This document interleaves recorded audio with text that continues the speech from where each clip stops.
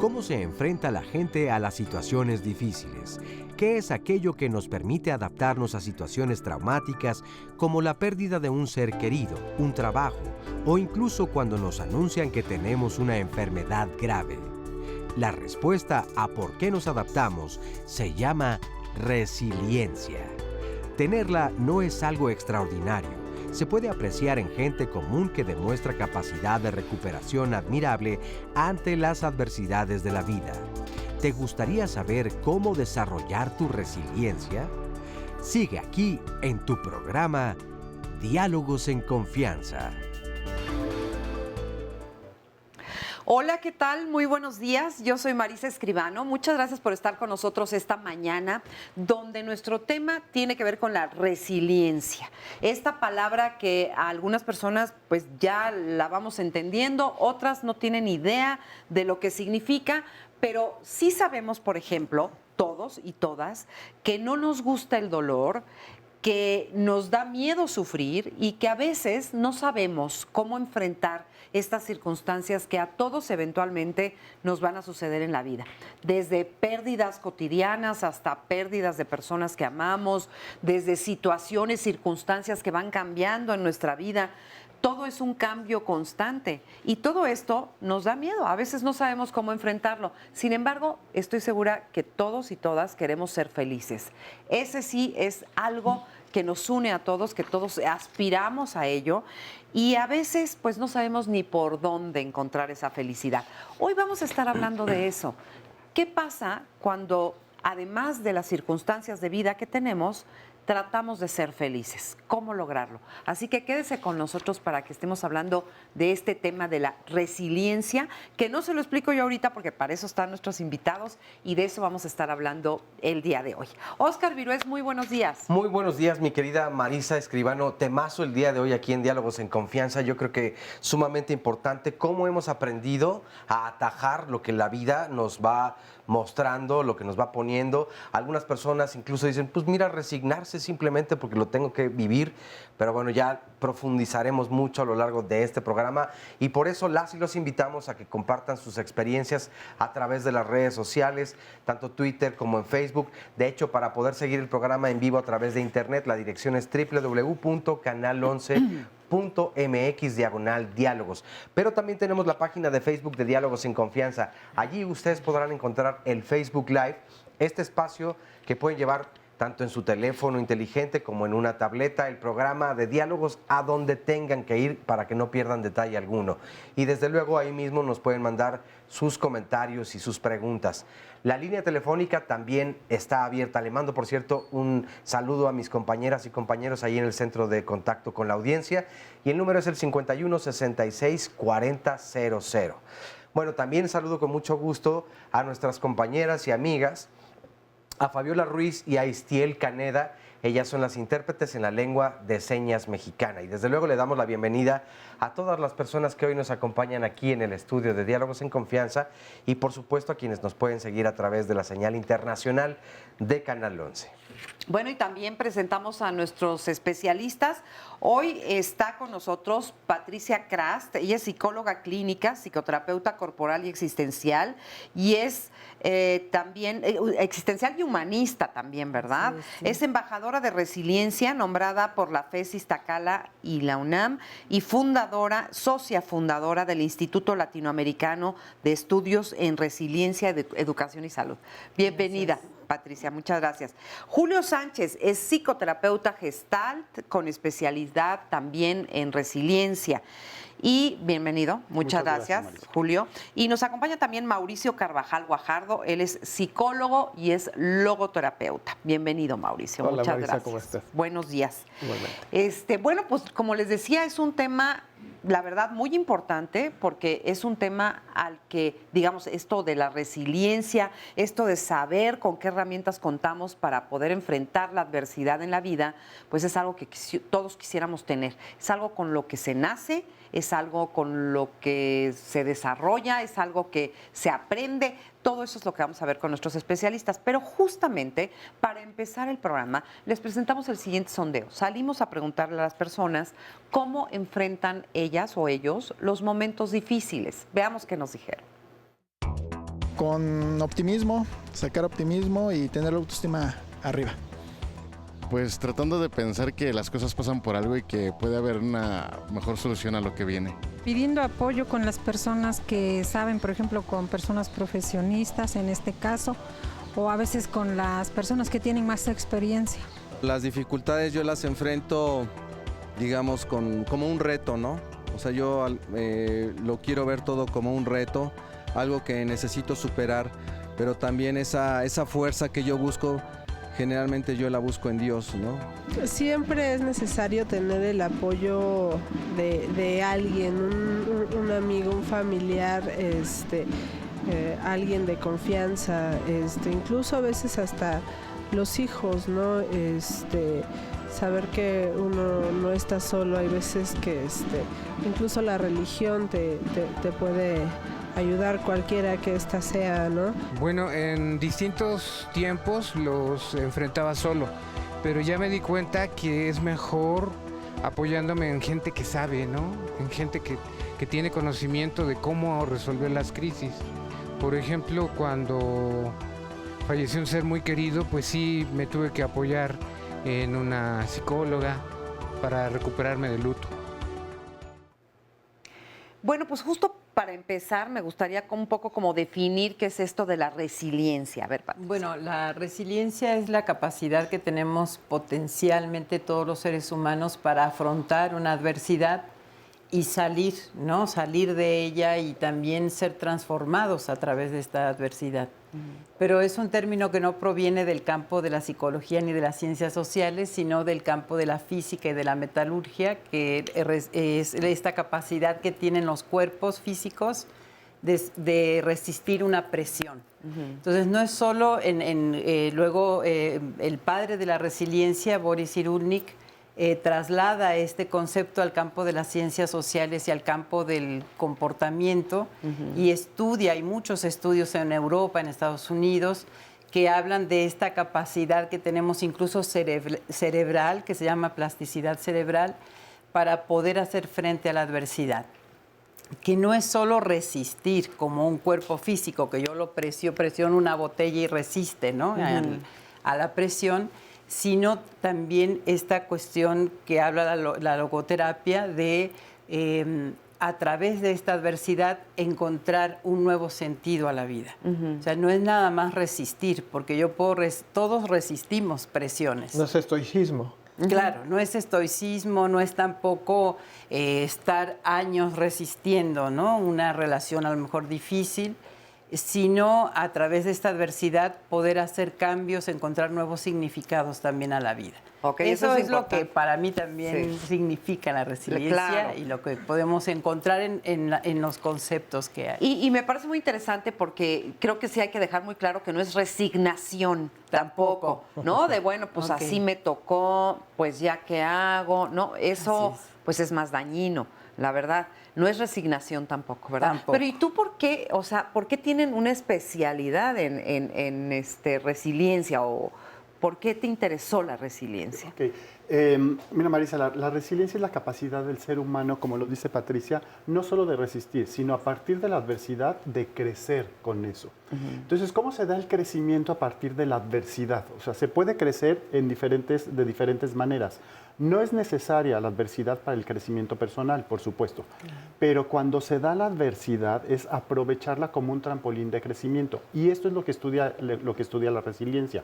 Es esta capacidad del ser humano ante la adversidad del crecimiento. Entonces, se ha estudiado, o sea, como lo dices, el padre de la resiliencia, Boris Cyrulnik, es el primero que estudia todo eso, y se estudia y entonces ya se determinan ciertos factores que se pueden desarrollar en el individuo para que se dé la resiliencia. Todos somos potencialmente resilientes, pero una de las características fundamentales para que se dé la resiliencia es pasar por una situación adversa. Ajá. Si no hay una situación adversa, y cuando no la hay. decimos adversa, ¿cómo qué? Como una pérdida, es algo que es un trauma donde la persona puede sobrevivir al trauma. No podemos decir exactamente qué es porque para cada persona es distinto. Sí. Para una persona, por ejemplo, la pérdida de sus papás puede ser una situación traumática, pero para otra persona puede ser liberador, puede ser un alivio. Claro, o sea, es como muy individual, pero sin embargo hay factores comunes, como por ejemplo, ahorita que te estaba oyendo hablar de resiliencia, pues los sismos en México tuvieron que sacar toda la resiliencia que traíamos dentro, ¿no? O sea, ese es un evento, digamos, de la naturaleza, pero un evento pues que fue trágico, que fue durísimo en la vida de las personas, que a muchas les cambió la vida, ¿no? Que hay un antes y un después, digamos. Así es. Como que son eventos que te marcan un antes y un después, ¿no, Mauricio? Bueno, la resiliencia está dando cuenta de cómo el ser humano puede tener esta plasticidad. Sin embargo, el camino para entenderla puede ser largo y confuso. De pronto el concepto, decirlo, ya es difícil. ¿Qué? Resiliencia. Resiliencia. No, resiliencia, ¿no? Y entonces ahí empezamos. Y la resiliencia es un concepto extraído de la física, efectivamente, igual que el estrés, y tiene una raíz etimológica, tiene una razón de ser. Resiliencia es resilio, es un latinismo, y resilio es simplemente rebotar. En el rebotar es un regresar, o sea, el rebote te reintegra, te hace regresar, ¿no? Sí, o sea, bajas y subes. Sí, claro. Rebota. Y tiene entonces acepciones como volver de atrás, dar un salto, y los elementos que en física se pueden tomar con mucha claridad es las ligas o los resortes, que resisten la presión y que una vez retirada la presión regresan a su estado normal. Bueno, en física se entiende, pero resulta que las personas tenemos estas cualidades emocionales, vitales, para enfrentar las situaciones, pues el límite, como dice Carl Jaspers, y que todo el tiempo las tenemos, grandes, chicas, catastrofistas, en fin. Y la idea de la resiliencia no solamente es recuperarnos, porque hay personas que viven en contextos adversos, que están plagados de factores de riesgo y terminan acudiendo al llamado de los factores de riesgo y no fueron resilientes. Sino que hay un camino para que pueda ser resiliente la actuación de la persona. Yo digo que debe tener 5 pasos. El primero es asumir con flexibilidad los eventos perturbadores, o sea, el guamazo. 2, capacidad de recuperación al estado natural, que ese es el rebote. 3, posibilidad de salir fortalecido, justamente, crecido del sufrimiento. 4, continuar con esperanza y fe hacia el futuro. No es de que este mundo ya no lo quiero porque es terrible, ¿no? Esperanzado. Y 5, poder configurar un proyecto de vida, seguir haciendo vida. Reinventarte, porque lo que sucede cuando tienes un evento adverso en la vida es que la vida misma te obliga a reinventarte.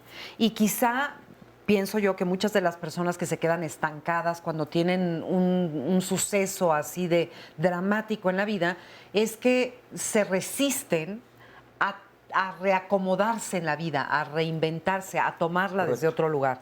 Como que nos enseñaron siempre que la vida tiene que ser la misma, que la estabilidad es lo mejor que uno puede tener en la vida. Y cuando nos vamos dando cuenta que no hay estabilidad porque las cosas cambian de un minuto a otro, porque la vida ya no es la misma que era hace una semana, 15 días, 6 meses, un año, ¿no? La vida está en constante cambio. Cuando nos vamos dando cuenta de eso, pues no nos queda otra más que ir reinventándonos cada paso, cada paso, cada paso. Ahora, la gente, y en general, digamos, todos nosotros lo tenemos, lo hacemos. ¿Cuál es la diferencia? Porque hay personas que sí y personas que no. Bueno, yo creo que en resiliencia hay factores que se llaman factores internos protectores, que es como este potencial con el que tú naces y que también en contacto con en tu historia de vida has podido desarrollar, ¿no? Entonces, hay personas más o menos optimistas, ¿no? No todos somos tan optimistas, pero ahí tenemos un sentido del humor. Hay este factor de la creatividad, de poder mirar las cosas de diferente manera. Esto que mencionaban los testimonios, el contacto con lo religioso, con una creencia, ¿no? Entonces, todo la autoestima, la autoafirmación, el sentido de identidad, pero también hay factores externos para que se pueda detonar lo que dice Cyrulnik, un proceso resiliente. Para poder moverte del trauma, porque sobrevivientes somos todos. Sí. Todos hemos sobrevivido de alguna manera al nacimiento, o sea, estamos aquí en la vida, ¿no? Finalmente sobrevivimos. Entonces, por ejemplo, en mi caso, que yo trabajo intervención clínica resiliente, es la persona víctima de esta situación traumática, moverla, porque el trauma es un detenimiento, como tú dices, te paraliza, estás ahí y crees que no vas a poder salir de ahí. Moverla de la posición de víctima a la de sobreviviente, ya decir, sobreviví a esta relación destructiva, a lo mejor, o a esta adicción, mencionar que sobreviviste te da un sentido de dignidad humana diferente. Claro. Y de ahí un proceso de sanación en el que entran en juego tus potencialidades internas, pero también el apoyo de afuera, ¿no? De la familia, que no siempre ayuda a la resiliencia. Eso ahorita, más adelante vemos. No siempre. Okay. O puede ser tu tutor resiliente, puede ser tu pareja, o puede ser tu terapeuta, o un sacerdote, etcétera. Y de ahí entonces pasas a empoderarte. Ese es un modelo que usamos en el Instituto de Resiliencia de la maestra Gloria Beltrán. Y de allí entonces la resiliencia. O sea, no es que saltas del trauma a la resiliencia de inmediato, como pasó con Víctor Frankl, ¿no? El padre de la logoterapia. Estuvo en el campo de concentración, fue una experiencia traumática. Vamos a una pausa y ahorita platicamos más de ello. No se vaya, esto se está poniendo muy bueno. La resiliencia es un proceso que siempre es posible si la persona que se está desarrollando encuentra un objeto que le resulta significativo. Boris Cyrulnik, neurólogo, psiquiatra, psicoanalista y etólogo francés.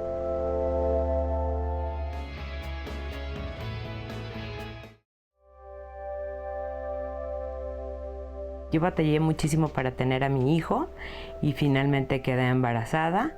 El embarazo fue un buen embarazo y nació el bebé y nació con la sorpresa que tenía un síndrome en aquel entonces desconocido.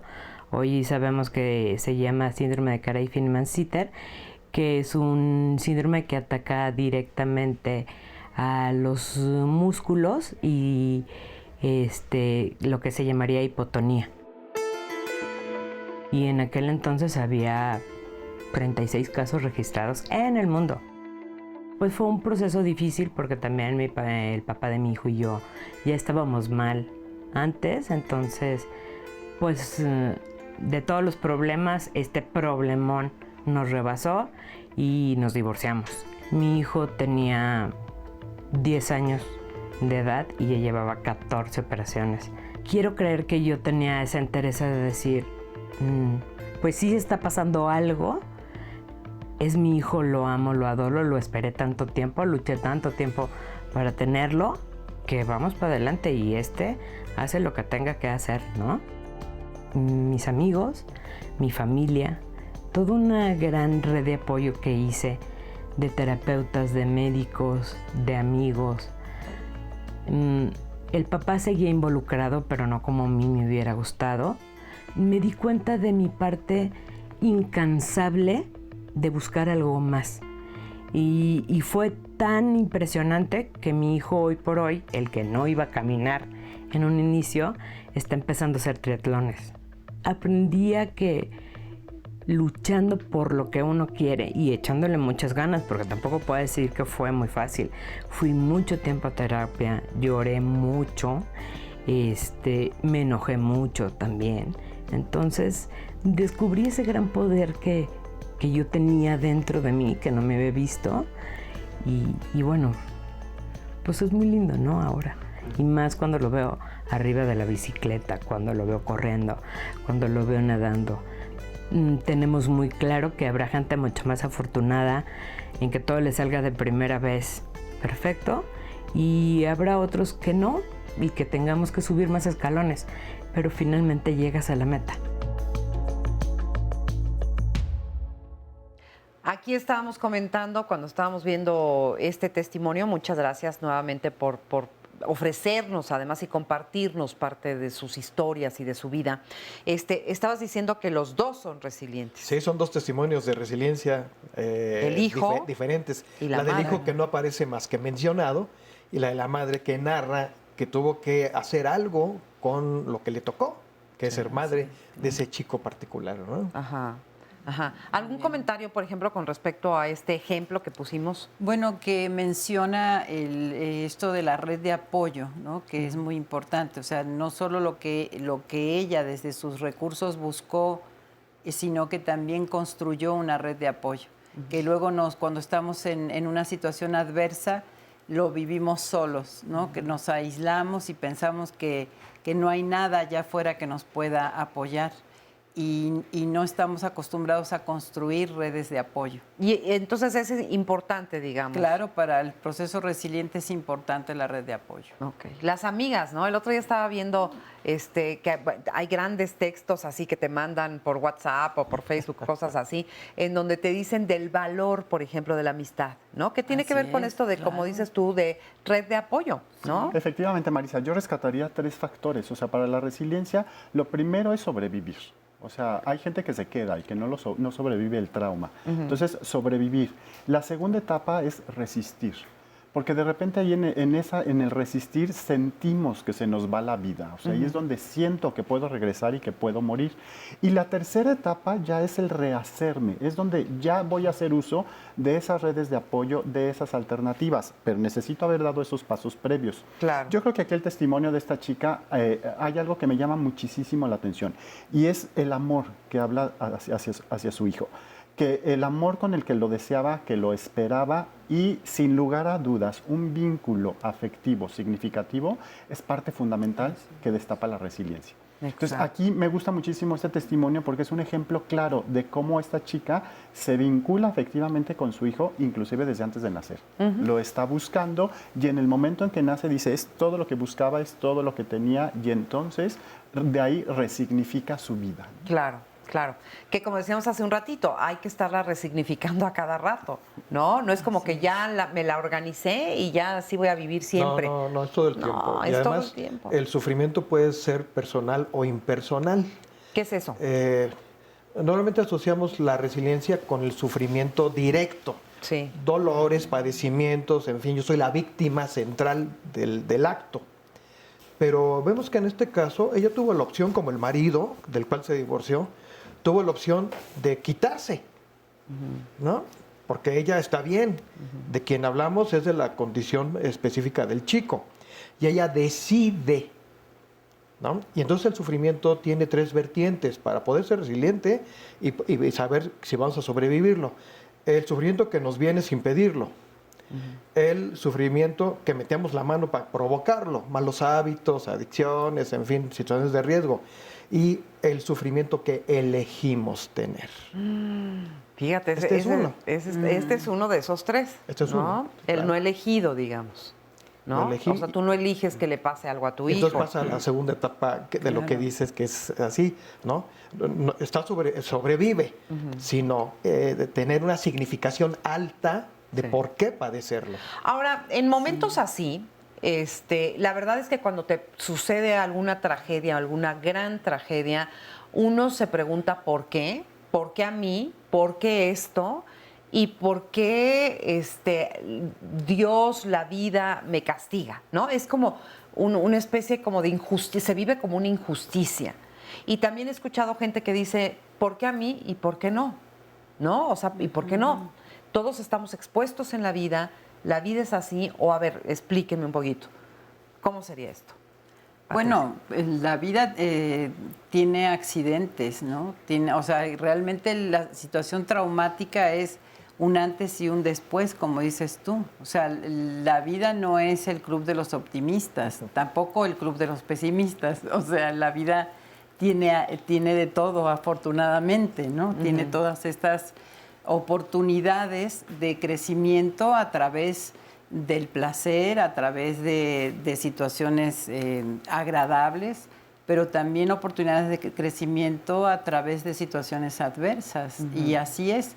Entonces la adversidad puede venir en el seno mismo de tu cuerpo, ¿no? O sea, como le pasa a este chico que nace, diríamos, o que desarrolla desde lo corporal una adversidad, ¿no? Una pérdida orgánica, puede venir de afuera, ¿no? De un accidente o de una situación de desastre, ¿no? Natural, como un terremoto, qué sé yo, etcétera. O por un accidente de tránsito, un secuestro, un asalto, ¿no?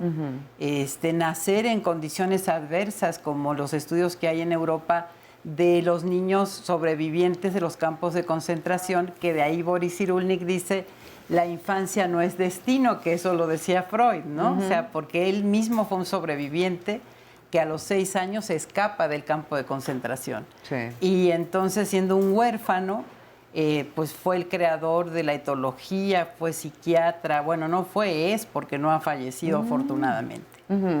Entonces, es maravilloso estudiar esto, cómo cada uno, porque también es individual, como bien tú lo decías, no es una receta de que ante una adversidad todos vamos a reaccionar de la misma manera o vamos a salir fortalecidos de la misma manera.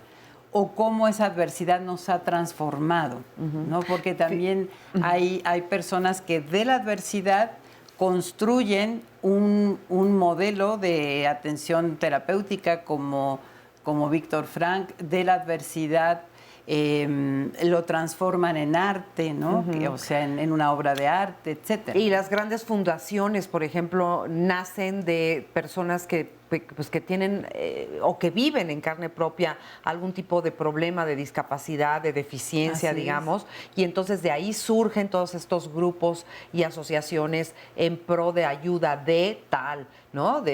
Para las personas con epilepsia, para los niños con síndrome de Down, pero todo eso viene de justamente hacer esta alquimia, de transformar todo este dolor en algo que sea útil y provechoso para uno y para los demás. De la vivencia, ¿no? del sufrimiento. De la vivencia del sufrimiento, por supuesto. Si no, no lo sabes. Sí. Vamos a un poquito a ver, porque estamos teniendo muchísimos comentarios. Vamos con Oscar y ahorita seguimos platicando esto. Así es, muchos comentarios. Luis San Vicente nos dice, la adversidad puede ser angustia o bendición. La manera en que la usemos es la propia elección, justamente, y nos manda abrazos. Isela Pacheco nos comparte algo, dice, de resiliencia hablan ahora en Diálogos en Confianza y súper tema. Kintsukuroi nos dice, los japoneses creen que cuando algo ha sufrido un daño y tiene una historia, se vuelve más hermoso y por eso reparan objetos rotos rellenando sus grietas con oro y con plata. En lugar de tratar de ocultar los defectos y las grietas, estos se acentúan y se celebran, ya que ahora se han convertido en prueba de la imperfección y además de la fragilidad, pero también de la resiliencia, la capacidad de recuperarse y de hacerte más fuerte. Déjame más comentarte de eso, que es increíble, de verdad.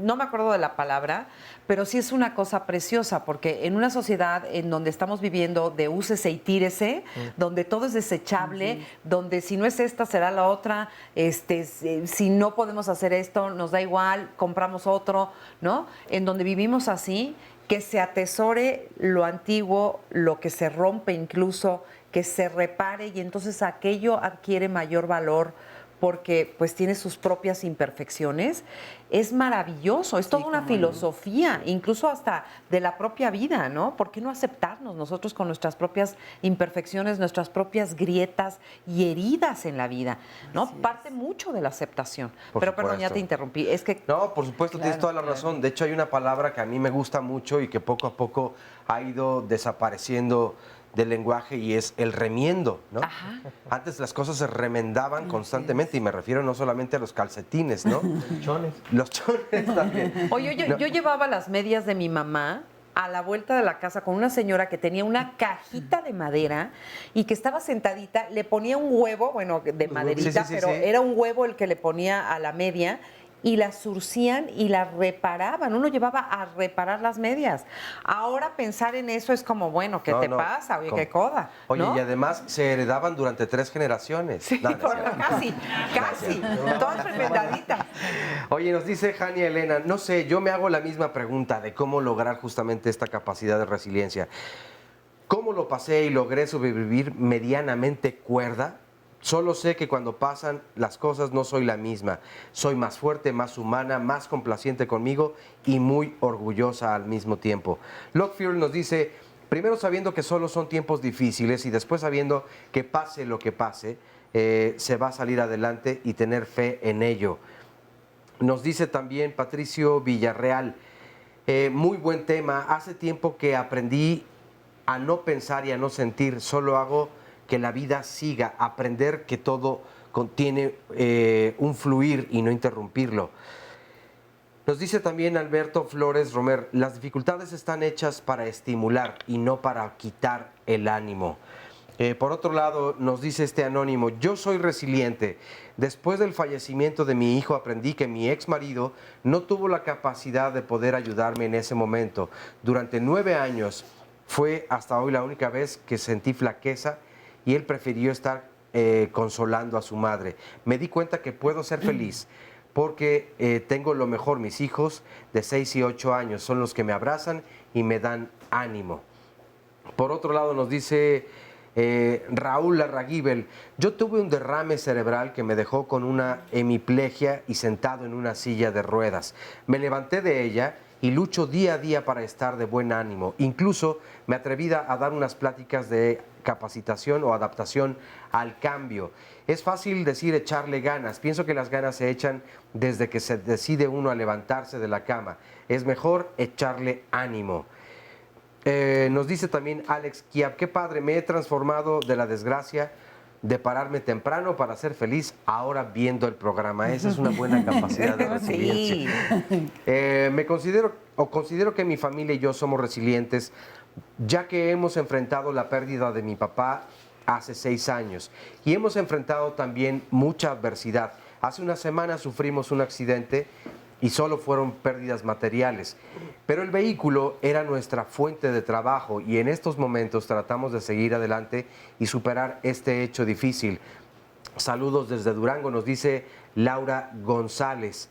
Y bueno, me quedo pensando en esto porque ya se habían mencionado las redes de apoyo, qué tan importantes son. Y otra, lo que decías tú acerca de ¿para qué a mí?, ¿no?, en lugar de ¿por qué? Hay una historia y no me acuerdo si es Yannick Noah Arthur Ashe, es un tenista de los años 60, 70, que en un principio dice, ¿por qué para mí? Y la verdad es que la historia es bella, porque él nació en un poblado donde de verdad eran muy pocas personas y decía, ahí no me preguntaba para qué a mí, porque yo fui tocado con un don para jugar el tenis y llevarlo a grados como de campeonatos. Entonces nunca se preguntó en ese momento, ¿para qué a mí o por qué a mí? Cuando entonces se enferma de cáncer, le dicen, ¿y no estás molesto? No en realidad le hablas a Dios como con esta cierta rabia y reclamo para decirle, ¿por qué a mí? Jamás me lo pregunté, siempre me dotó de lo mejor. Si ahora vivo con esto, no es por qué, es para qué y qué debo hacer yo a partir de este momento. Me parece también una buena lección. Así es, ¿no? Y como esas hay muchísimas. Por ejemplo, me estoy acordando de Víctor Frankl, que lo estabas comentando, él estuvo en un campo de concentración y él se pregunta por qué bajo las mismas circunstancias a todos les iba igual, todos estaban igual de mal comidos, mal dormidos, con la angustia y con todo. ¿Qué hacía que unos se murieran y otros no? Que unos quisieran, incluso se aventaban contra la barda electrificada para suicidarse porque no aguantaban tanta angustia y tanta desesperación. ¿Cuál era la diferencia si todos estaban viviendo lo mismo? Y entonces ahí es donde se da cuenta y de ahí funda toda esta teoría de la logoterapia, que aquellos que sobrevivían eran aquellos que tenían o encontraban un sentido en su vida. Entonces, fíjese qué importante es también tener un sentido en la vida, ¿no? De eso vamos a platicar, pero ya vamos a otra pausa rápidamente. Hacemos una pausa y regresamos, y recuerden que estamos recibiendo sus llamadas y sus comentarios y que los estamos leyendo aquí durante los cortes para poder hablar de todos los temas que a ustedes les interesa. No se vaya, regresamos rápido. Debemos aceptar la decepción finita, pero nunca debemos perder la esperanza infinita. Martin Luther King, pastor baptista estadounidense, defensor de los derechos civiles.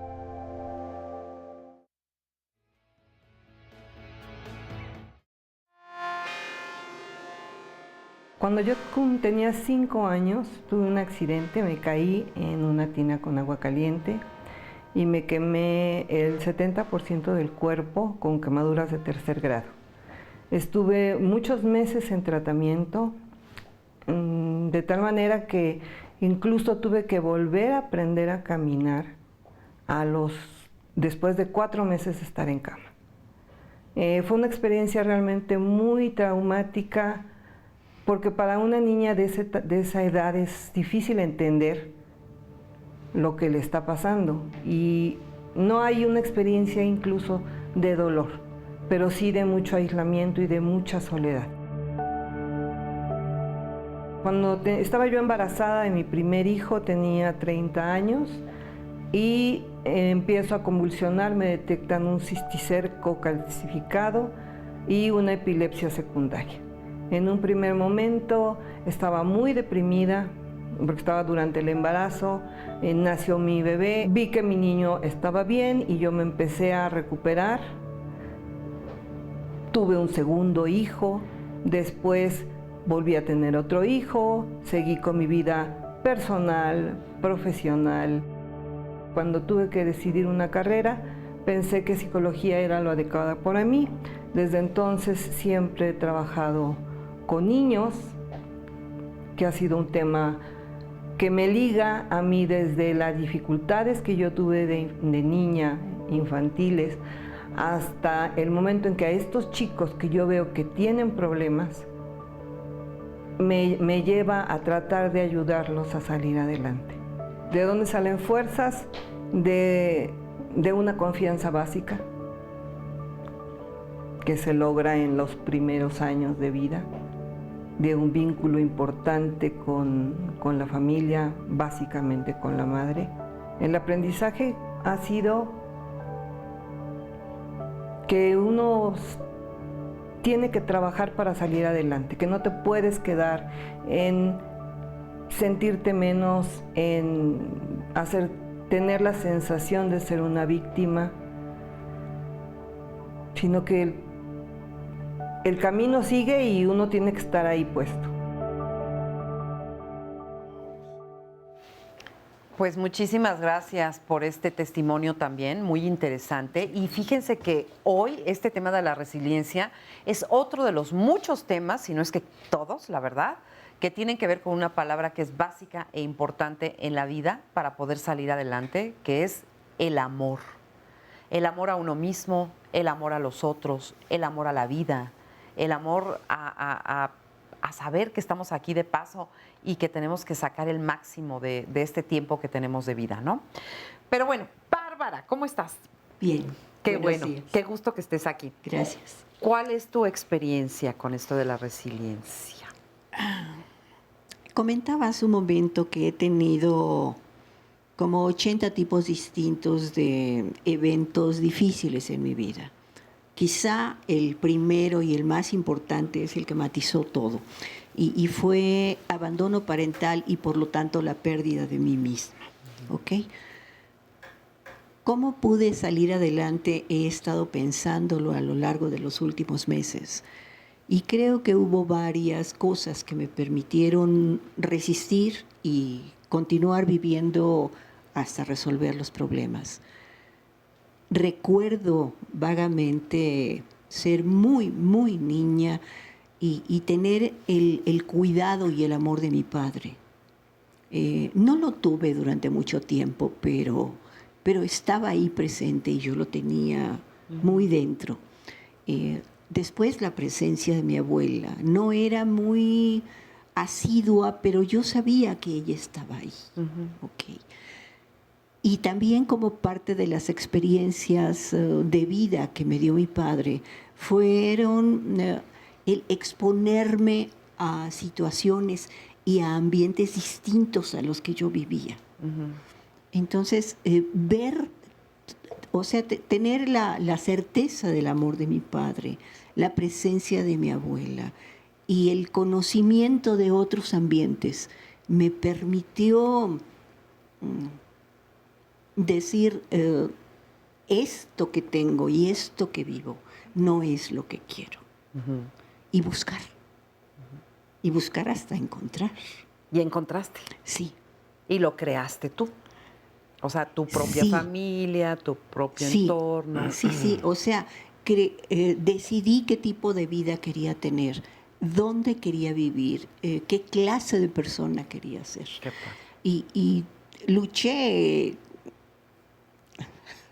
con no es fácil. aciertos, errores, con 80 millones de cosas, pero lo conseguí. Qué padre, qué bueno. Y, por ejemplo, ¿qué hiciste con esa sensación o esa tristeza del abandono de tu madre? Me puse a buscar en mi cabeza cuáles podrían haber sido las razones de su comportamiento. Okay. Independientemente de los errores que cometió conmigo, sé que tuvo una vida difícil y también sé que no podía, literalmente no podía hacer otra cosa. Porque no tenía los elementos para hacerlo. Así es. Entonces te pusiste en paz, digamos, con tu historia. Sí, en paz con ella, en paz conmigo misma. Claro. Y bueno, de ahí en adelante. Ay, muchas gracias. Sería riquísimo poder seguir platicando, porque me imagino que tienes muchas otras historias más. Algunas. Pues al ratito regreso. Ahora pues. Muchas gracias, Bárbara. Muchas gracias. Y por acá está Edgar. Hola, ¿qué tal? Hola, Edgar. ¿Cómo Buenos estás? días. Cuéntame. Muchas gracias por la invitación. Hoy yo me defino que doy un paso más en mi vida. Vengo porque quiero exponer mi vivencia. Dejo de tener miedo. Viví durante muchos años con miedo debido a que desde los aproximadamente 7, 8 años hasta los aproximadamente también 10, 11 años fui violado por 2 vecinos, hermanos mayores, y de igual manera mi hermano, un año mayor que yo. Las violaciones fueron durante muchos años y no solamente fue eso, sino que ejercieron violencia psicológica y física durante más de 30 años. Yo generé una codependencia enorme hacia ellos. En muchas ocasiones hasta he pensado que fue un tipo síndrome de Estocolmo por las humillaciones y la violencia y el miedo que todos los días me generaban ellos. O sea, tu hermano y 2 vecinos. No, mi hermano y yo fuimos violados por estos tu hermano y tú fueron violados por estos hermanos. Estos 2, ayudados por un familiar. Ajá. Muy seguramente mi hermano fue el primero que fue el primero que violentaron, y al ver que pues no hacíamos nada, o mi familia no hacía nada en ese momento, optaron por violentarme a mí. Yo admiraba mucho a mi hermano, desde siempre lo admiré, entonces cada vez que él hacía alguna acción, yo la imitaba. Entonces él, me imagino, por su mismo sufrimiento y por su búsqueda, acudía con ellos por, no sé, la misma manipulación que ellos tenían hacia él. Sí. Y entonces yo copiaba esas acciones. Los tenían controlados, digamos. Muy controlados. Manipulados. Ellos mismos nos dieron el primer cigarro, la primera droga, el primer alcohol. Entonces yo me volví, reitero, al momento de ver cómo mi hermano actuaba, yo asimilaba lo que él hacía. Entonces pues me volví adicto a todo. Claro. A relaciones destructivas, comprador compulsivo. Pero todos los días tenía que estar viviendo, porque ellos son vecinos, entonces los veía a diario. Sí. convivía muchas horas con ellos. Y por lo mismo era insoportable el sufrimiento que tenían aquellos entonces. Y lo difícil de romper con algo cuando lo tienes en la cara todo el tiempo, Es ¿no? correcto. De repente, ya en la adolescencia, me empecé a percatar que algo había pasado en mí. Estaba completamente baja autoestima, falta de confianza, estaba completamente sobreestimulado sexualmente, que yo no lo entendía. Sí. Entre otras tantas cosas y otros tantos sufrimientos. Entonces empecé a pedir ayuda. O sea, hubo muchas señales de ayuda, señales de auxilio hacia mi familia. Desafortunadamente, pues cada historia de las familias mexicanas en donde hay un padre, a pesar de que amo mucho a mi padre, sé que fue un machista, sé que fui un alcohólico, que era un mujeriego, y mi madre pues estaba intentando sacarnos adelante, ¿no? Porque mi papá siempre está ausente. Hablo con ellos, les digo, pasó esto, y oh sorpresa, no me creen. Hasta el día de hoy, no te creen. Creo que no me creen. Es un segundo golpe. Mi hermano y yo, a pesar de que sufrimos el mismo tipo de violencia, que eso es lo que con lo que se mencionaba hace rato, teníamos las mismas circunstancias. Él abusó más de las adicciones y yo procuré mantenerme, sufriendo, pero avanzando. ¿Qué te mantenía en los momentos así, en todos esos años de infierno que viviste? ¿Qué te ayudaba? ¿En qué te recargabas, por decirlo de alguna manera? No tenía con quién recargarme. Estaba absolutamente solo. Era solamente mi fuerza de voluntad.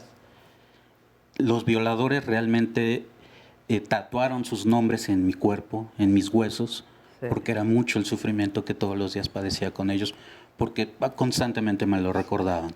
Tú no eres nadie, nadie te va a amar, eres feo, entre otras tantas frases de que, bueno, son lo que generan los violadores.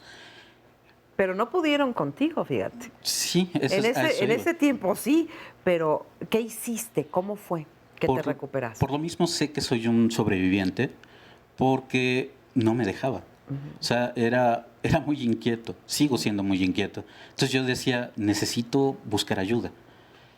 En grandes rasgos pasé 12 psicólogos, 3 psiquiatras, un sacerdote católico, un chamán, un numerólogo, bueno, entre otras tantas, buscando ayuda.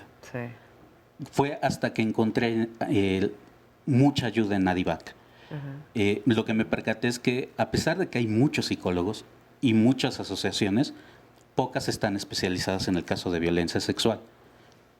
Y por lo mismo, en muchos lados, en vez de recibir orientación, me confundían más. O sea, me encontraban, no sé, diversos síndromes, el síndrome postraumático, hasta varios me decían que era tripolar, etc, etc, etc.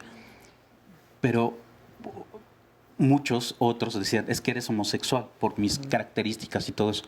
Yo decía, es que no es eso. O sea, el hecho de que mi cuerpo haya sentido un placer no implica que yo sea o que me definan como tal. Claro. Hasta que acudí con Adivac. Ahí es donde encontré mucha empatía. ¿Adivac qué es? Es la asociación para... ahorita estoy un poco nervioso, pero... para personas violadas. Atención para personas violadas. Así es. Disculpen. Pero aún así, entrando en Adivac, a pesar de eso, tardé 8 años en mi proceso. No estaba preparado. Es que no es fácil, Edgar. Pero hoy, ¿cómo estás, por ejemplo? Me encuentro empoderado, veme aquí, me encuentro feliz. Tengo 14 años de matrimonio, muy, muy hermoso. Amo a mi esposa, me amo a mí mismo, me he reconstruido. Tengo 44 años, o sea, es decir, he pasado toda una travesía y he logrado terminar una carrera, tener 2 maestrías. A pesar de todo el sufrimiento, me he percatado y volteo de vez en cuando un poco atrás y me percato que todas estas nuevas vivencias que atravesé con Adivac y con los especialistas que encontré en Adivac. Adicional, tuve la oportunidad de tomar un diplomado en violencia de género con especialidad en violencia sexual. Me permitió abrir un panorama totalmente nuevo, en reconstruirme, en reencontrarme, en aceptarme, en hablar con mi niño interno, mi adolescente, mi adulto. Ahora me percato de manera distinta. Claro. Vivo distinto. Y ahora eso se llama, por supuesto, resiliencia, que como dijimos al principio, es todo un proceso, es un largo camino a veces no, a veces sí, pero siempre se puede llegar a esta parte donde ahora eres un Edgar mucho más fuerte, más, como dices tú, empoderado, con una autoestima maravillosa, increíble después de haber vivido todo eso. Sí. ¿Sabes? Alguna vez escuché una frase que me encanta porque dice, la mejor venganza es ser feliz. Es correcto. ¿Cómo ves? Me percato porque desafortunadamente mi hermano falleció en el camino. No su sufrimiento no lo permitió mantenerse. Entonces, ahora vengo también por él, vengo por mí mismo a hablar sobre este tema. Ay, te lo agradezco muchísimo y gracias por compartirlo. Muchísimas gracias. Un honor. No, muchas gracias. Vamos con Oscar Virués y al rato vamos con nuestros especialistas porque nos queda un momentito antes del corte.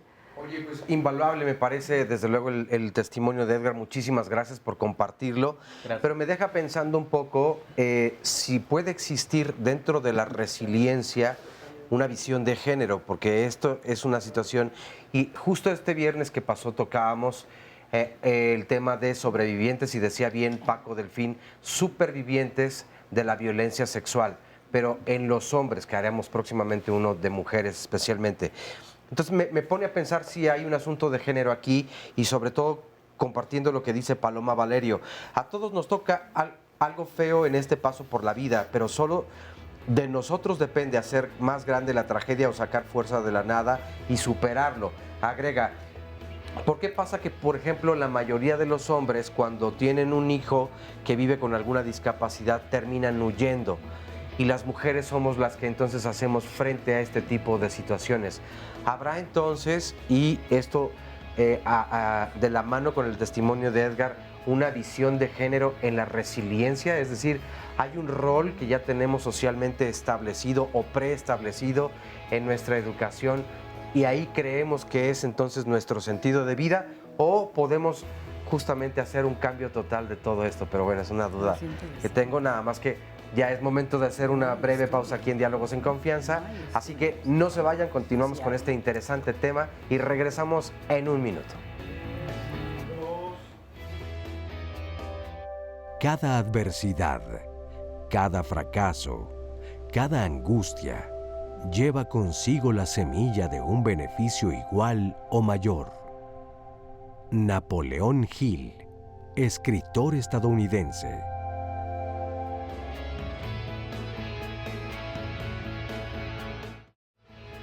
Estamos de regreso aquí en Diálogos en Confianza y mañana vamos a tocar un tema que también es muy importante. Hablaremos acerca de la alfabetización y la educación. Y es que para muchas personas en este siglo, en pleno siglo XXI, independientemente de la edad que tengan, descubrir el tesoro que significa o simboliza la lectura y la escritura les cambia la vida por completo. Pero ¿qué hay alrededor de todo esto? Evidentemente también hay historias, pues puede haber de resiliencia pura, pero también hay mucha discriminación en todo esto. ¿Por qué? Porque se les señala de una forma muy cruda a todas las personas que no han tenido hasta el momento la oportunidad de aprender a expresarse de esta forma. ¿Qué es lo que se puede hacer? ¿Qué programas hay para todas estas personas que quieren llegar justamente pues, a tener estas herramientas y desarrollarlas? De eso y más estaremos hablando mañana en punto de las 9. Así que no se pierdan el programa y si quieren venir aquí al estudio, marquen ahora mismo al 53 41 44 35. Resumen de la primera parte. La resiliencia es la capacidad del ser humano, como lo dice Patricia, no solo de resistir, sino a partir de la adversidad de crecer con eso. Cuando se da la adversidad es aprovecharla como un trampolín de crecimiento. Y esto es lo que estudia la resiliencia.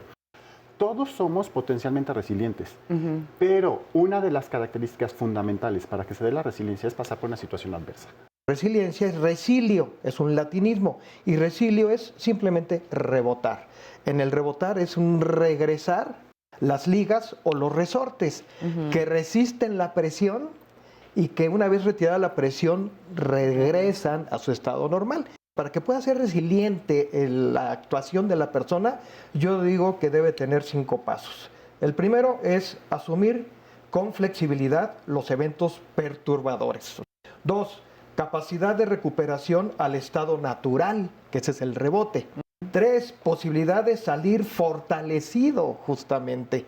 4, continuar con esperanza y fe hacia el futuro. Y 5, poder configurar un proyecto de vida, seguir haciendo vida. Trauma es un detenimiento, como tú dices, te paraliza, estás ahí y crees que no vas a poder salir de ahí. Moverla de la posición de víctima a la de sobreviviente, ya decir sobreviví, mencionar que sobreviviste te da un sentido de dignidad humana diferente. Para la resiliencia, lo primero es sobrevivir. O sea, hay gente que se queda y que no sobrevive el trauma. La segunda etapa es resistir. Porque de repente ahí en el resistir sentimos que se nos va la vida. Y la tercera etapa ya es el rehacerme, es donde ya voy a hacer uso de esas redes de apoyo, de esas alternativas. El sufrimiento tiene 3 vertientes para poder ser resiliente y saber si vamos a sobrevivirlo. El sufrimiento que nos viene sin pedirlo. El sufrimiento que metemos la mano para provocarlo, malos hábitos, adicciones, en fin. Y el sufrimiento que elegimos tener. Pues que enfrentan los cambios y que afrontan los cambios y lo que pasa, pues de la mejor manera se adaptan a esa situación. Considero yo que es una persona que toma todas estas cosas que te han hecho, malos ratos que has pasado y que al final los usas para aprender y no volver a caer tan fuerte en algo como eso, ¿no? Es el aprovechar lo malo que te ha pasado para aprender. Son fracasos y los fracasos, digámoslo así, son aprendizajes y esos aprendizajes los tienes que retomar y volverte a reponer, a recuperarte para volver a empezar, ¿no? Obviamente que eso necesita tener apoyado en muchas cosas, ¿no? En la actitud y, por ejemplo, en mí, en lo espiritual. Sí, es aquella persona que puede enfrentar los cambios sin tener bueno, sí, a todos nos van a afectar en algún momento, pero que los puede enfrentar y afrontar y sacar adelante. Pues ahí está esa parte de que tenemos todos de saber cómo por dónde va la cosa. Por eso me encantan estos sondeos, porque salimos y le preguntamos a la gente y de verdad hay mucha sabiduría natural, ni siquiera de viva voz, ¿no? De lo que se cree de las cosas, de los grandes temas que hablamos aquí. Pero bueno, hace rato escuchábamos el testimonio de Bárbara y de Edgar, ¿verdad? Iba a decir Efraín, de Edgar. Y bueno, verdaderamente son admirables y son el vivo ejemplo de lo que es la resiliencia. Y tú estabas diciendo algo que se a ver, de tú género. Sí, de género. Preguntaba a Óscar antes de la pausa, ¿por qué o qué pasaba que las mujeres, normalmente las mamás se quedaban y muchas veces pasaba que los papás huían ante el trauma o ante la situación difícil? Y lo que yo veo es que esto lo explica Erich Fromm, es por la naturaleza del vínculo. El vínculo que se da entre la madre y el hijo es un vínculo que se genera de manera incondicional. La madre ama al hijo por sí mismo desde el hecho de que lo concibe en su mente.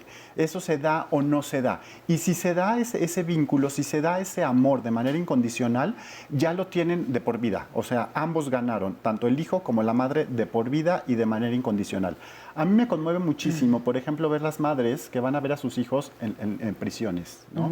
Con todo el amor y de manera constante toda la vida. O sea, ese vínculo se da por hecho. El vínculo, sin embargo, con el padre se genera de una manera distinta. Es a través del hacer cosas.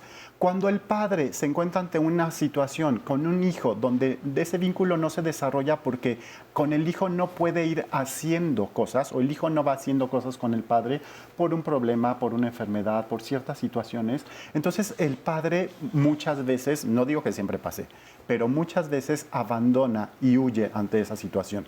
Entonces creo que esto es por la razón por la cual ante las mujeres enfrentan de una manera muy superior las situaciones adversas con los hijos. Sí, fíjate que alguna vez escuché justamente en relación, por ejemplo, al estrés y la reacción que tienen hombres y mujeres, que decían que si digamos, en una habitación hay muchísimas personas y de repente se prende la alarma de incendios, los hombres tienden, por esta necesidad de luchar o huir, a salir corriendo, y las mujeres inmediatamente empiezan a ver a quién pueden rescatar y se van a rescatar a los niños, a rescatar a los ancianos y van a ayudar, y esa es la forma, digamos, que tiene la mujer como de pues de enfrentar situaciones así, ¿no? Es rescatando y el hombre es huyendo. Pero por eso yo preguntaba si esta es una situación instintiva o más bien socialmente aprendida y por eso un rol de género en realidad, porque es evidente, o sea, si lo ves en una familia cuando alguien enferma, quien normalmente cuida de esa persona que enferma, pues es una mujer. Pero entonces por eso yo insistía, es un asunto, tiene género la resiliencia y es algo que se ha encomendado simplemente a un género, a un sexo o pues algo que vamos a aprender. ¿Es diferente para hombres y mujeres? Bueno, hay quienes dicen que todo lo que es cultura es contra natura. Lo que es aprendido no necesariamente es natural. Y puede haber fórmulas que definan en tiempo y espacio, en una época, en una forma de vida, ciertas maneras de expresión, y en otro tiempo o en otras latitudes otras. Digamos, ser puntuales y decir una totalidad se vuelve riesgoso porque es especulativo. Pero sí, puede ser que en tiempo y espacio sí se dé esto más específico que otra postura, pero no en una totalidad. Sería riesgoso decirlo así. Claro, eso no se puede generalizar. Es que creo que es importante también, Marisa, entender que la resiliencia se da por áreas. O sea, una persona no es resiliente ante todas las situaciones adversas de la vida. A ver, ¿cómo por áreas? A ver. Sí, hay situaciones de salud, que hemos visto algunos ejemplos aquí, algunos testimonios. Hay situaciones de traumas sexuales. Hay situaciones, lo que tú comentaste y dejamos pasar, del sismo, que son resiliencia comunitaria. Hay situaciones de resiliencia en la parte económica. Entonces, en diferentes áreas hay personas que tienen diferentes habilidades o desarrollan para trascender esto, para crecer a partir de eso. O sea, por ejemplo, en la parte económica es un factor que ante los hombres son más resilientes que las mujeres. Hay hombres que pierden su fortuna y la vuelven a hacer, o sea, o que ante una situación económica lo resisten y lo trascienden. En esa área es más común entre hombres que entre mujeres. Okay. El tema con los hijos es mucho más común entre mujeres que los hombres. Entonces hay que entender que la resiliencia siempre es por áreas, por situaciones adversas. Y fíjate, ahorita estamos hablando de temas, pues, o sea, digamos, de resiliencia en situaciones o circunstancias verdaderamente graves o que marcan nuestra vida.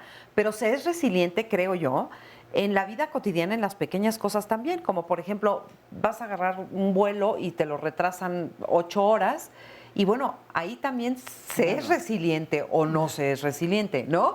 En los pequeños, digamos, desajustes de la vida, ¿no? A lo mejor vas corriendo a trabajar también, de repente la línea del metro a la que te ibas a subir la cierran por tal o cual cosa, y eso te implica que a lo mejor no puedas llegar a tu trabajo en toda la mañana. No sé, por decir, todas estas situaciones de la vida cotidiana que también requieren de cierta resiliencia, ¿o no? Sí, porque la resiliencia es una postura ante la vida. O sea, la resiliencia no fue planteada en los estudios de resiliencia como por esto que mencionaba Edgar, de que buscó con los psiquiatras, con psicólogos, hasta que encontró el lugar adecuado para su sanación, para su proceso.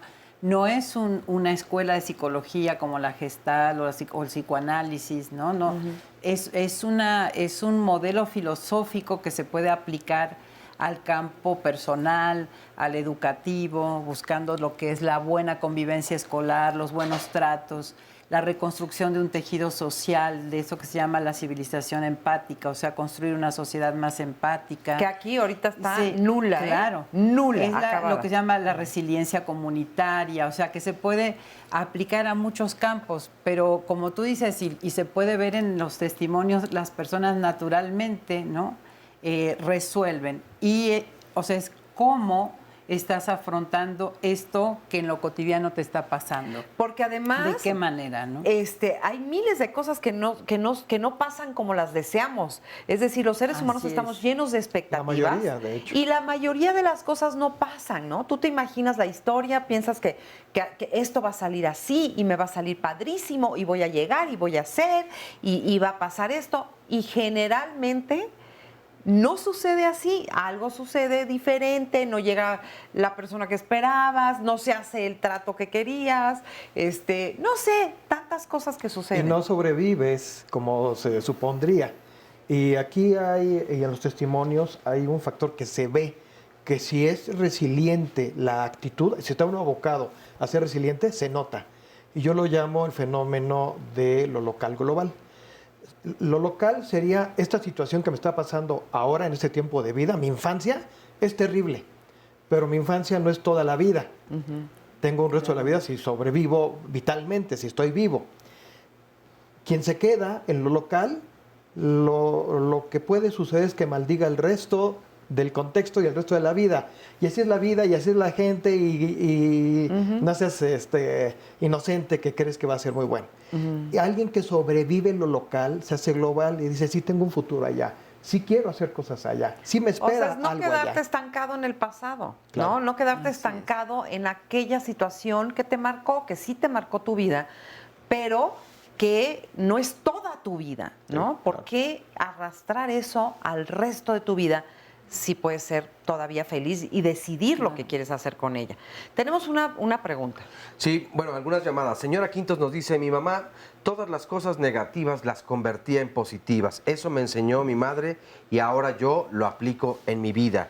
Esta otra llamada es de Pepe Romero y nos dice, el dolor muchas veces lo ves y no lo ves. A veces no se contempla, sino solamente se siente. Se lleva dentro de la sensibilidad, pero podemos ser felices porque tenemos la capacidad precisamente de la resiliencia.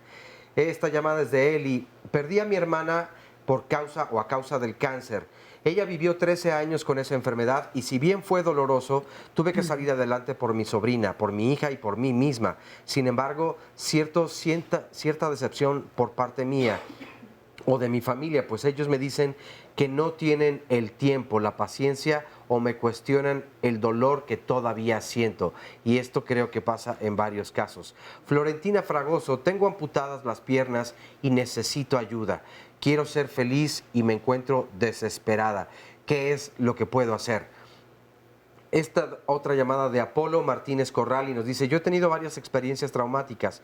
He perdido a 2 esposas. La primera vez fue algo que me causó mucho dolor porque mi primera esposa murió a los 21 años y yo tenía 27. Después me volví a casar y terminamos separados, nos divorciamos.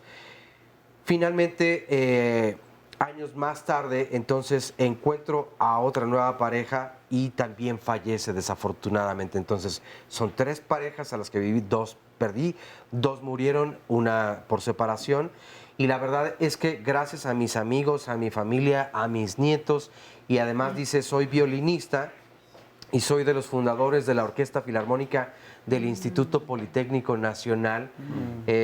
Pues gracias a todo esto, la verdad es que ahí la llevo en mi vida y creo que he encontrado justamente esta capacidad resiliente. Y finalmente esta llamada, esta otra también de Lucila Sánchez, dice, no hay mal que por bien no venga, muchas felicidades por el programa. Y esta otra nos la comparte un anónimo y nos dice, hace un mes me dijeron que tenía VIH.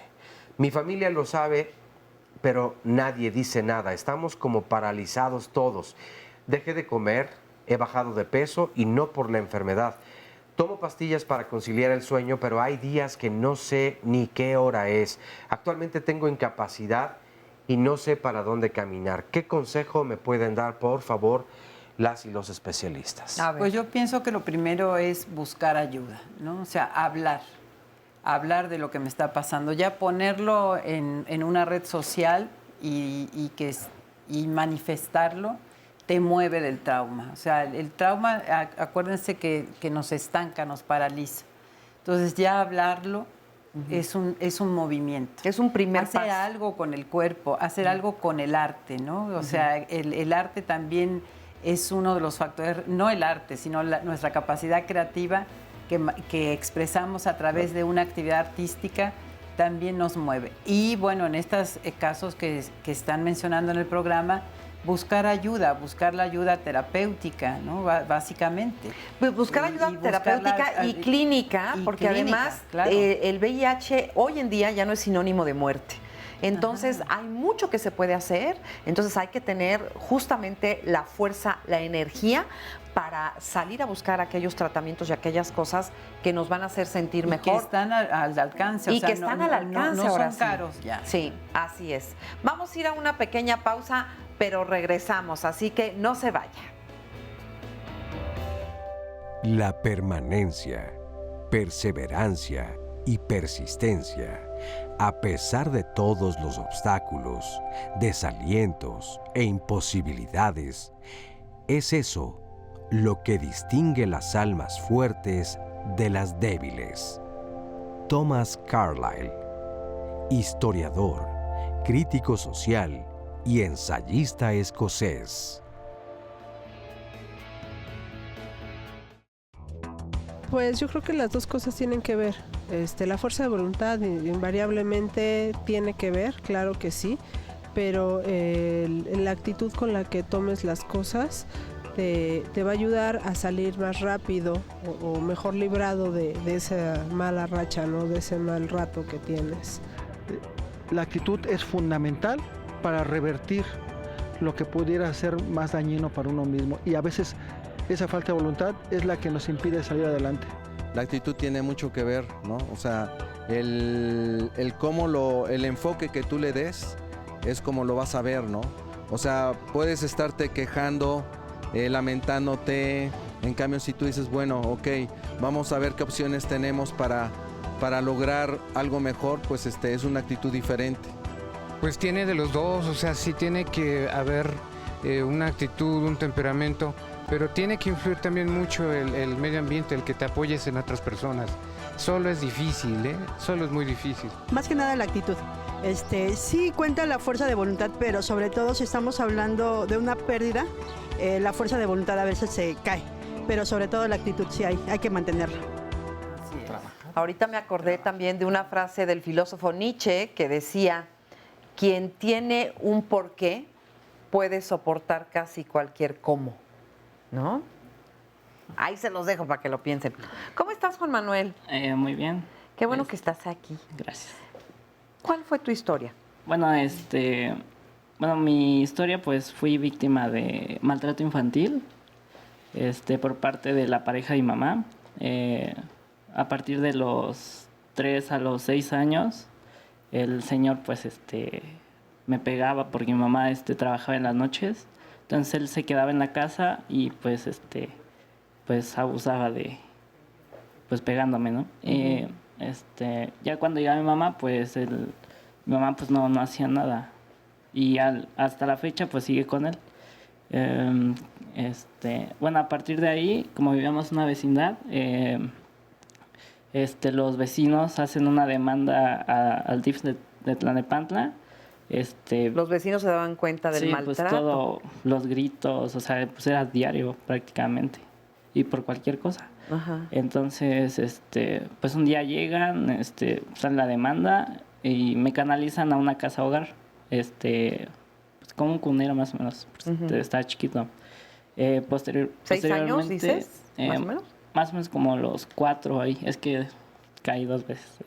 Bueno, después de ahí, estuve ahí en esa casa, pero no sé qué pasó, pero me vuelven a reintegrar otra vez con mi mamá y el señor. Y otra vez lo mismo. Y otra vez lo mismo. A partir de ahí, hago 2 intentos, me escapé. Una vez ahí por Tlalnepantla, no, por Pantitlán, perdón. Me escapo y unos chavos me mandan a la delegación porque tenía una mochilita y todo. Y después ahí otra vez no encuentran pruebas, me revisan los policías y encuentran moretones y todo, pero pues no procede a que lo detenieran en ese momento. De ahí otra vez, no sé cuánto tiempo pasó, cuántos días, pero me vuelvo a escapar.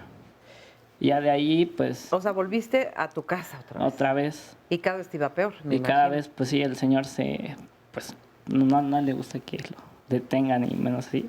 Entonces cada vez me pegaba más y obviamente el coraje mío pues era el de no entender por qué mi mamá no hacía nada. Ajá. Y ya caí, otra vez me salgo, me mandaron por la leche, me acuerdo, con mi hermano.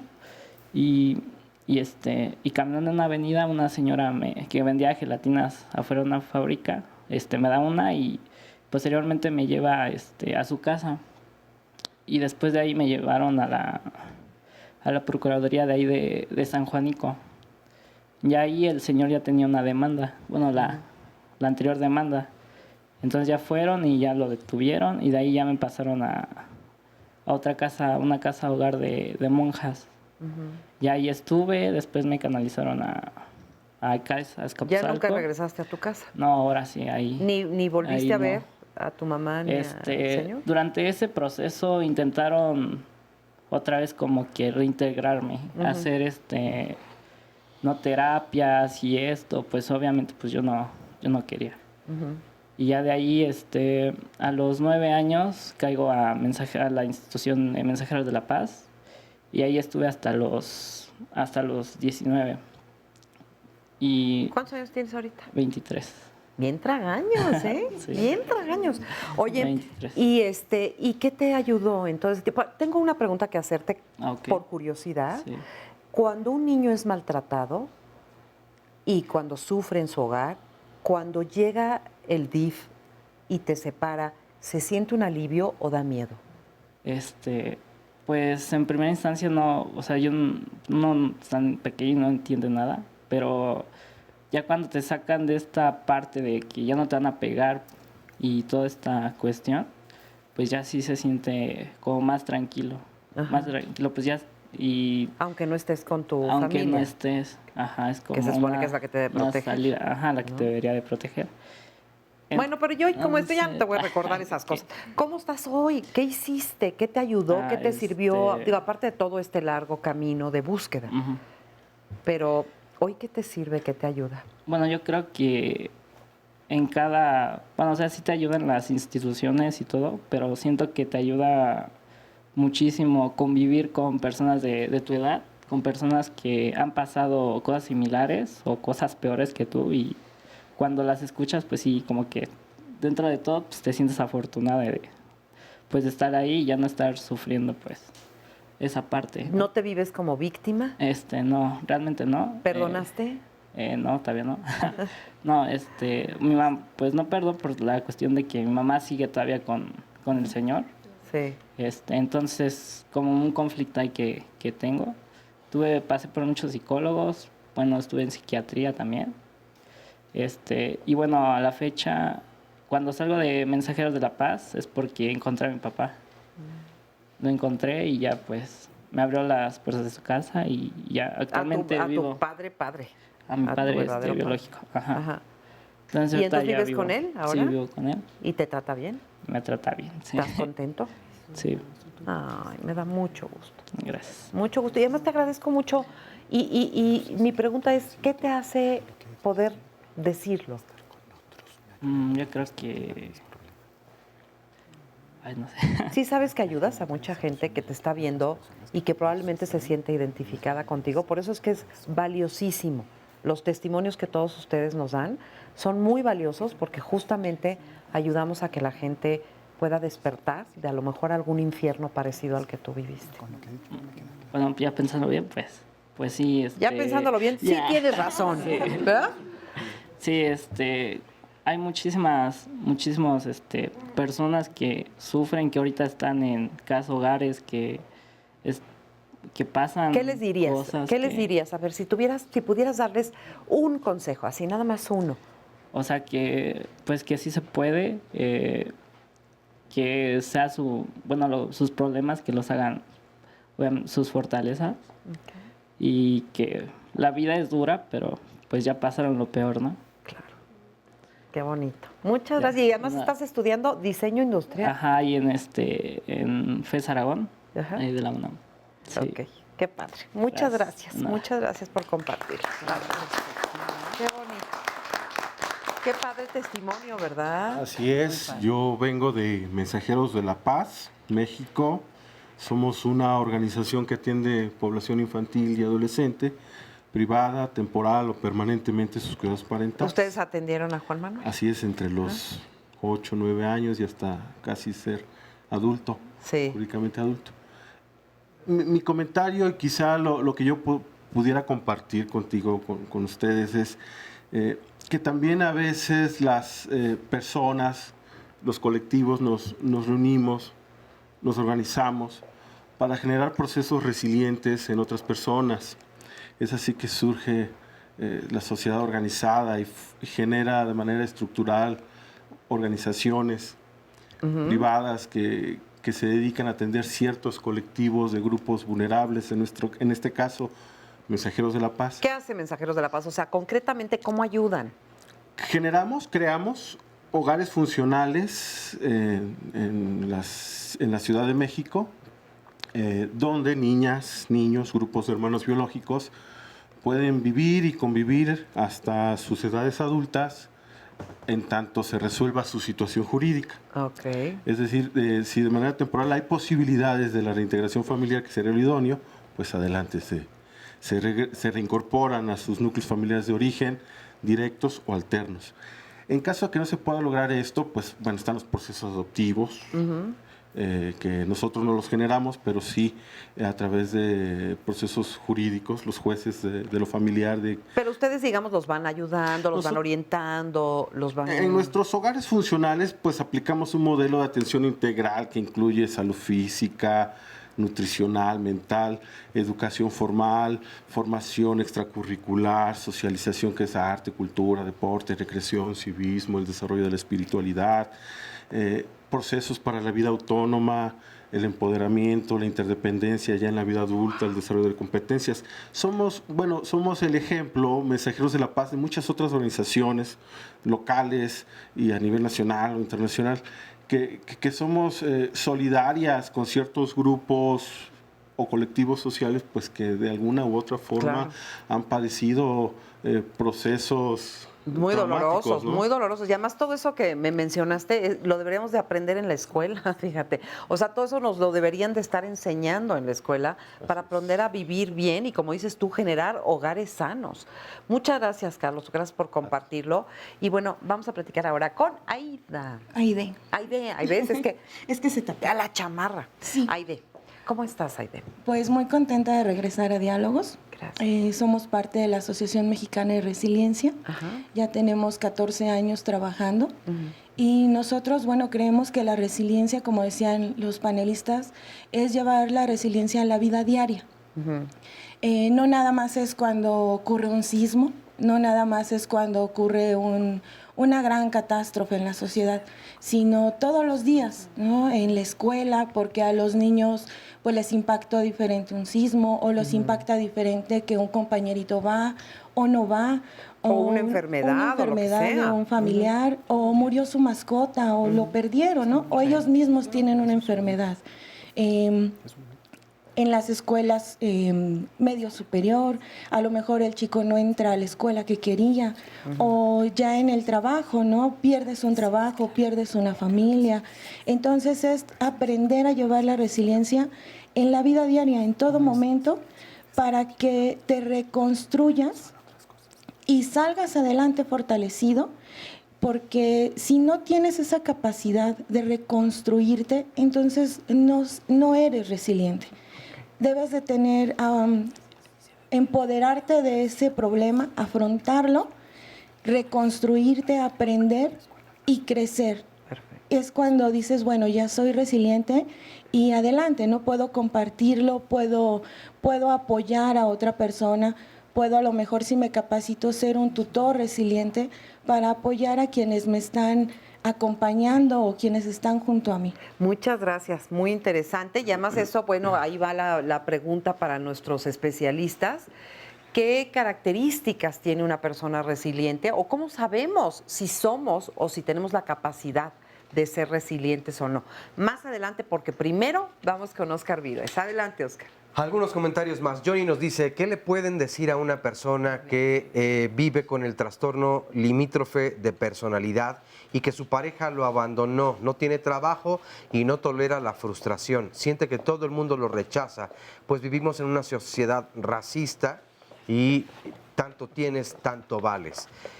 Este otro comentario de Rose dice, quiero compartir mi dolorosa experiencia. Mi hijo tuvo una etapa de pérdida de 4 años, 8 meses. Cuando me lo informan, entonces yo siento morir. Mi vida cambió al no saber qué pasaba o qué pasaría con él hasta que pude resolverlo y me lo entregaron a los 4 años, 8 meses. Sin embargo, fue el dolor que no pude controlar, subí de peso, caminaba sin mirar al frente a tal grado que varias veces estuve a punto de que me atropellaran. Me canalizaron a psiquiatras, psicólogos y todas las especialidades. Yo lo pude aceptar hasta que acudí con una tanatóloga y así aún así me sigue doliendo, pero ya lo soporto y ahora aprendí un poco a manejarlo. Gracias a Dios recuperé a mi hijo. Un anónimo nos comparte también, interesante el tema de hoy. El 4 de mayo mi madre falleció, ya son 10 años casi de eso. Tuve depresión muy fuerte más de un año y así sucesos no gratos como infidelidad, carencias, falta de trabajo, te tomas de Dios, de la familia, de amigos, de lo que esté a tu alcance para poder salir. Desafortunadamente pasa el tiempo y ves que no alcanzas algunas metas y te cuesta trabajo cada día llegar a ellas. Recuerdo yo en alguna ocasión, Marisa, que decías tú, retomando o citando a alguien, precisamente de qué tan importante es poner justamente este objetivo en la meta o en el tiempo, porque también Víctor Frankl analizaba que cuando sus demás compañeros estaban justamente en el campo de concentración y se planteaban una fecha, lo dice en el Hombre en Busca de Sentido, se planteaban una fecha de para tal día, para el 15 de mayo, ese día seré liberado. Si llegaba ese día y no llegaba a la liberación, entonces morían, aunque a veces, en algunos casos se dio que un día después justamente se dio tal liberación. Sí, así es. Es que los seres humanos estamos hechos de muchas expectativas y ya nuestros especialistas nos dirán, pero a veces esas expectativas no son tan buenas, que no es lo mismo que tener ilusiones y que tener proyectos de vida, pero nos hacemos expectativas de cosas que son las que nos generan las grandes frustraciones. La vida no es como uno quiere que sea, la vida es como es, y a veces cuesta mucho trabajo aceptar eso, la verdad. ¿No? Fíjate, rápidamente, María Cristina dice, para ser una persona resiliente es necesario tener de base una infancia con autoestima sana. De lo contrario, será muy difícil desarrollar esta capacidad. Dora Guerra, lo que no te mata te hace más fuerte. Es la inteligencia emocional la que nos permite vencer el dolor, la frustración, el ego. En la niñez es cuando lo aprendemos, pero nunca es tarde para recuperarlo. Y Fernanda Duarte, la vida es bellísima y la vida es para que te pasen cosas. Muy vacía sería una vida donde no pasa nada. Pausa. Aunque el mundo está lleno de sufrimiento, también está lleno de su superación. Helen Keller, escritora, oradora y activista política sordociega estadounidense.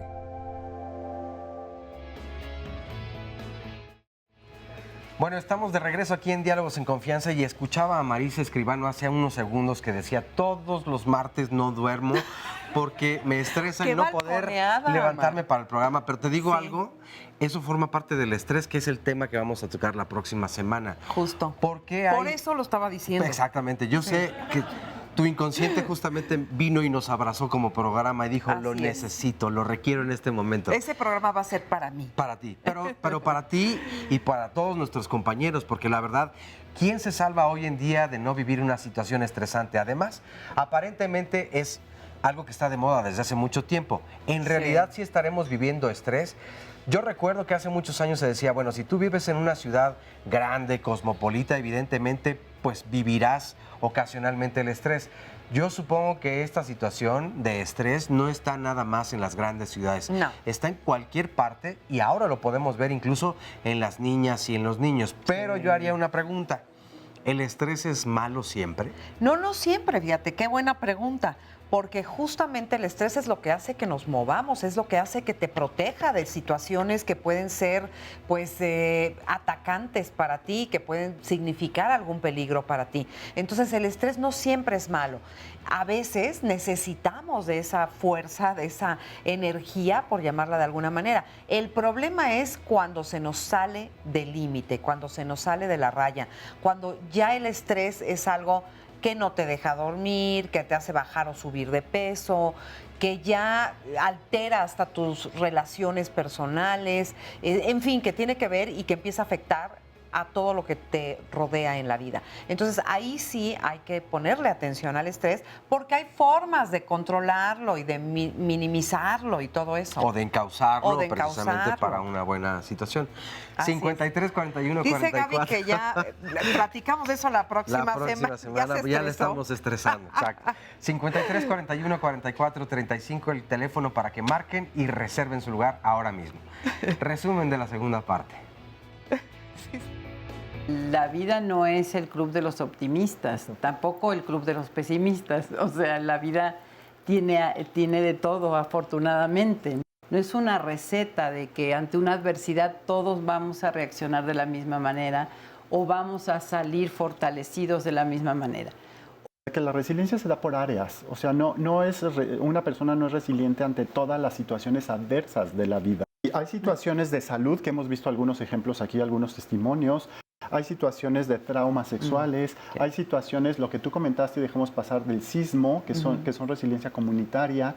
En diferentes áreas hay personas que tienen diferentes habilidades o desarrollan para trascender esto, para crecer a partir de eso. En la parte económica es un factor que ante los hombres son más resilientes que las mujeres.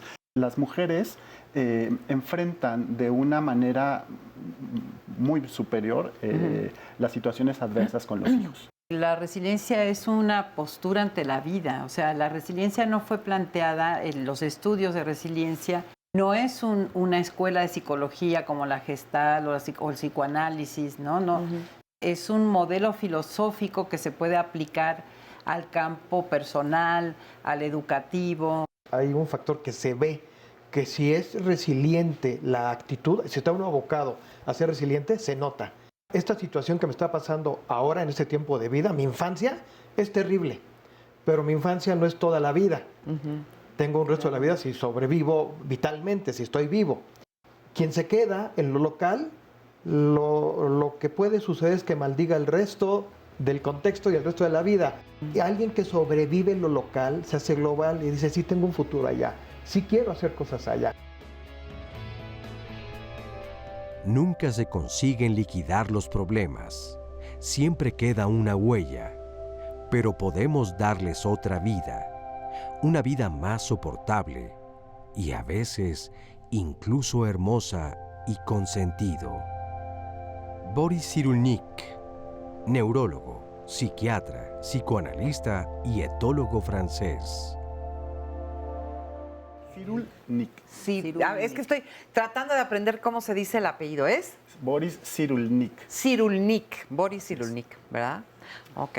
Bueno, pues nos quedan, la verdad, esta es la última parte del programa y creo que ha sido muy importante en cuanto a los testimonios que hemos recibido el día de hoy, en cuanto a todo lo que se ha dicho, pero nos quedan pues poco tiempo y hay muchas cosas todavía que hablar, como por ejemplo de los mitos que hay en torno a la resiliencia, de por qué la familia a veces es un factor que no ayuda a la resiliencia. Entonces, bueno, empecemos. El buen humor. El buen humor. El buen humor. Sí, bueno, el de los mitos, me gustaría resaltar que la resiliencia se está emparentando con ciertas corrientes como el coaching, ¿no? Que es, no estoy criticándolo, pero no se trata de decirle a la gente échale ganas. Por supuesto que alguien que está en un campo de concentración le echa ganas o alguien que tiene cáncer le echa ganas, ¿cómo no? Claro que sí, ¿no? Entonces, no es la resiliencia no necesariamente tiene que ver con el perdón tampoco, como bien lo decías tú, ¿no? Que no perdoné. No, Juan Manuel. Juan Manuel, o sea, y está bien que no perdone, o sea, no está mal, no por eso no va a ser resiliente, ¿no? Tampoco tiene que ver con una creencia religiosa, si la tienes, qué bueno, pero si eres ateo, puedes ser resiliente también, o sea, la resiliencia es incluyente, no sataniza, ¿no? Sí. Tampoco tiene que ver con esta cultura de la felicidad y del exitoso, ¿no? Entonces, somos resilientes, por lo tanto, todos estamos contentos y negamos, ¿no? Negamos el dolor o negamos... Y además tenemos que ser exitosos. No va necesariamente ligado a eso. O sea, no es que no te duela. Claro que duele y si lloras está bien. Y también, como bien tú decías, podemos ser resilientes ante ciertas adversidades, pero ante otras no. Tal vez en nuestra vida todavía hay momentos, lugares donde estamos detenidos, donde nos es difícil avanzar. Atorado. Y entonces la capacidad reflexiva, por lo que decía Oscar del programa de la alfabetización, es muy importante, la escolaridad, porque el tener elementos cognitivos, mentales, que nos permitan pensar qué me está pasando, me permite tomar distancia del trauma y entonces pedir ayuda. ¿Cómo la voy a pedir? ¿Dónde la voy a pedir? La información es importante. Entonces, si tú tienes alfabetización, si te sabes plantear el problema, eso creo que es una de las principales características de las personas resilientes, los factores protectores que se llaman, capacidad reflexiva, una buena autoestima, que puede que no la hayas tenido en la infancia, pero que la has ido construyendo. Un sentido del humor, pero no el optimismo maníaco de todos somos felices, o sea, una capacidad de poder ver la vida con cierta flexibilidad, ¿no? Ligereza. La creatividad, que es poder mirar un problema desde diferentes perspectivas. Claro. El tener un sentido de vida, vínculos significativos, este sentido de identidad, porque una autora que se llama Edith Grothberg, que trabaja un modelo que yo lo trabajo con los pacientes también, que es yo soy, yo tengo, o sea, reconocer los recursos internos y externos y yo puedo, pero le agregaría el yo decido, porque también hay gente que prefiere quedarse en la victimización y no moverse, como tú decías, no tomo la ayuda, o sea, no siempre depende que yo salga a buscarla, sino que yo pueda tomar lo que me están ofreciendo, porque a veces no la quieres tomar, y está ahí, ¿no? Claro. Hay muchos casos con las personas que han caído en la adicción, en donde hay quienes están en recuperación, quieren recuperarse, están en procesos, están en clínicas, en internamiento, en fin, y regresan al hábitat, al contexto donde se dio el problema, y le dicen, pues sus iguales que viven ahí, ¿a poco te la estás creyendo que vas a recuperarte? ¿No? Vemos ahí dos posturas, los que no están en la promoción de todas estas cosas que dice Patti, que no tiene la persona, y los que están en la lucha. Ser resiliente no significa estar miel sobre hojuelas y viviendo la vida toda, no, es resistir, es una resistencia. Y si se logra la resistencia, entonces se hace una vida tal que puede, a pesar de lo que se vivió, seguir viviendo.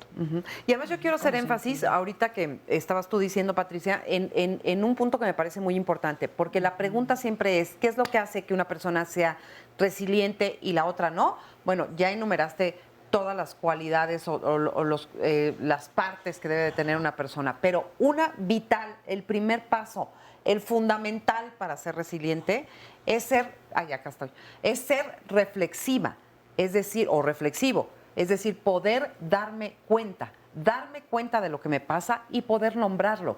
Porque si yo me doy cuenta y acepto que esto que me pasa, sí me pasa o sí me pasó, a partir de ahí es que puedo ser resiliente. Si no, no.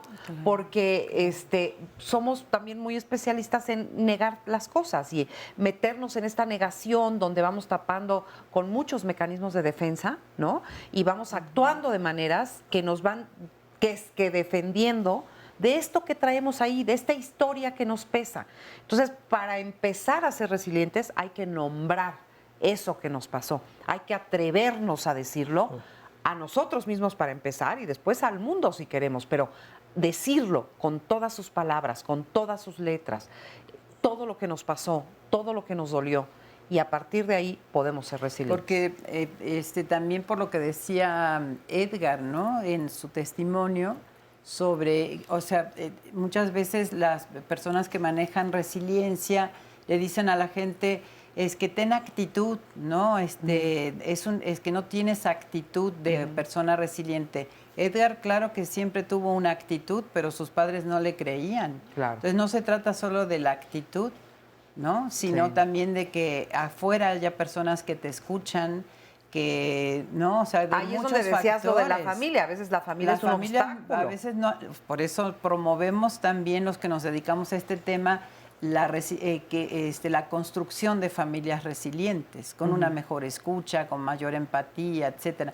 Y también, bueno, esa es una función de los terapeutas, de promover, de detonar estos procesos resilientes en nuestros pacientes y en sus familias.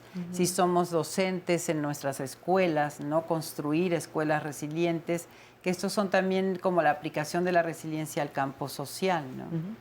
Yo creo que también de eso es importante entender qué es la resiliencia. Y la resiliencia es la actitud, es crecer a partir de una situación adversa. Entonces es un requisito fundamental para ser resiliente que haya una situación adversa. Ahora, ¿qué no es la resiliencia? La resiliencia no es una receta para ser feliz. O sea, eso no es resiliencia. Eso son otras cosas. Pero sí se trata de arrancarle a la vida momentos de placer. Claro, Eso. y la mayor Sí. cantidad. Y la mayor cantidad posible. Sí. ¿Cómo surge la resiliencia? ¿Cómo se da los orígenes de la resiliencia? Acuérdate que antes se pensaba que infancia era igual a destino. Entonces se estudiaba a los niños delincuentes y veían que cuando crecían muchos de ellos eran delincuentes, ¿no? Pero a alguien se le ocurrió, ¿qué tal si estudiamos a las personas exitosas y felices, a los adultos exitosos y felices? Y se dieron cuenta que también muchos de ellos habían sido personas que habían sufrido de niños. Entonces se rompe este mito de infancia es igual a destino. Y la resiliencia entonces se ha generado a partir de los estudios de estas personas que han logrado trascender estas situaciones adversas. En los testimonios que tuvimos hoy aquí en el estudio, por ejemplo, Juan Manuel hablas de que te ayudó muchísimo el tomar distancia al darte cuenta que otras personas estaban viviendo también situaciones adversas como la tuya. Eso creo que me ayuda muchísimo a la persona a tomar perspectiva y a decir y a saberse acompañado en esto y decir, creo que no estoy tan mal, ¿no? Claro. Como decía Frida Kahlo, ¿para qué quiero piernas si tengo alas para volar? Exacto. Entonces creo que eso ayuda muchísimo. Oye, también recibimos la llamada de una persona que decía que yo lo que hago es no sentir, yo ahora ya no siento nada. Eso tampoco es resiliencia. No, tampoco. Eso es negación. Eso es negación. También para entender la resiliencia hay que estudiar el trauma. Ante el claro. trauma hay una desensibilización, que es un mecanismo de defensa que nos ayuda a sobrevivir.